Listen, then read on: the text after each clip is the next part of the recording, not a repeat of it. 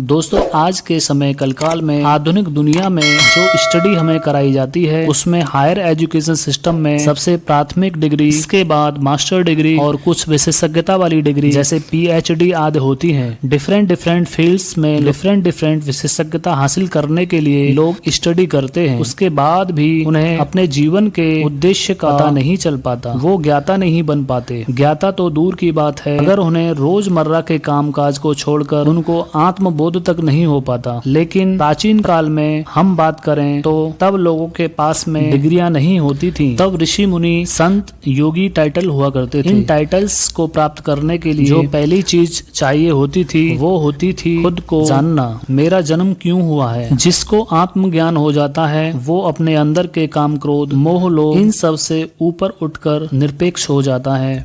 इसके बाद उसे ब्रह्मा का बोध होता था, परमार्थिक सत्ता का बोध, दृश्य जगत के मिथ्यात्व का निश्चय और एकमात्र शुद्ध निर्गुण चैतन्य की जानकारी। उसके बाद जो होता था परम ज्ञान। इस तरह का ज्ञान प्राप्त करने के लिए प्राचीन काल में बचपन से ही बच्चों को गुरुकुल में भेजा जाता था। आज के कलकाल में बचपन से ही बच्चों को रट्टा मारने के लिए भेज देते हैं, जो कि जीवन जीने के लिए तो पर्याप्त है, लेकिन आत्मज्ञान, ब्रह्म ज्ञान, परम ज्ञान के लिए पर्याप्त नहीं है।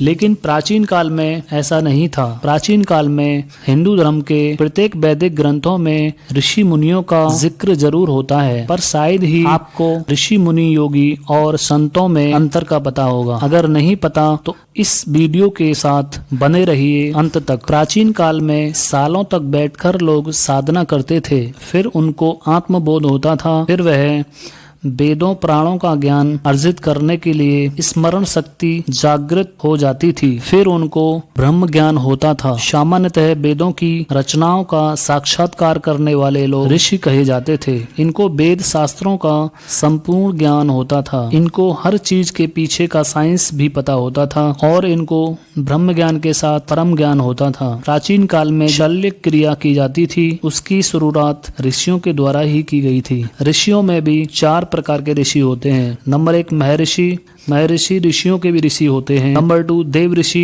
ऋषि जैसे नारद ऋषि। नंबर 3 ब्रह्म ऋषि जैसे गुरु वशिष्ठ, गुरु विश्वामित्र। नंबर 4 राज ऋषि कोई राजा अपना राजपाट छोड़कर ऋषियों की तरह ज्ञान प्राप्त कर लेते थे तो उनको राज ऋषि कहा जाता था।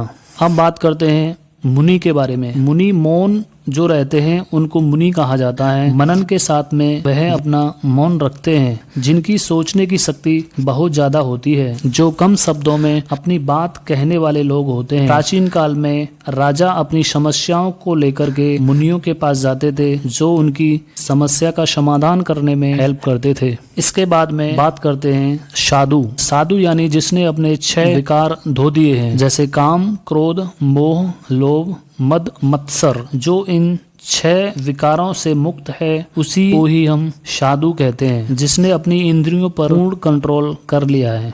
संत उस व्यक्ति को कहते हैं जो सत्य आचरण करता है, आत्मज्ञानी है। प्राचीन काल में कई सत्यवादी और आत्मज्ञानी लोग संत हुआ करते थे, जैसे कबीरदास, संत तुलसीदास, संत रविदास आदि। संत जो होते हैं वेदों का गहन अध्ययन करके लोगों को समझाते हैं तथा नई दिशा दिखाते हैं।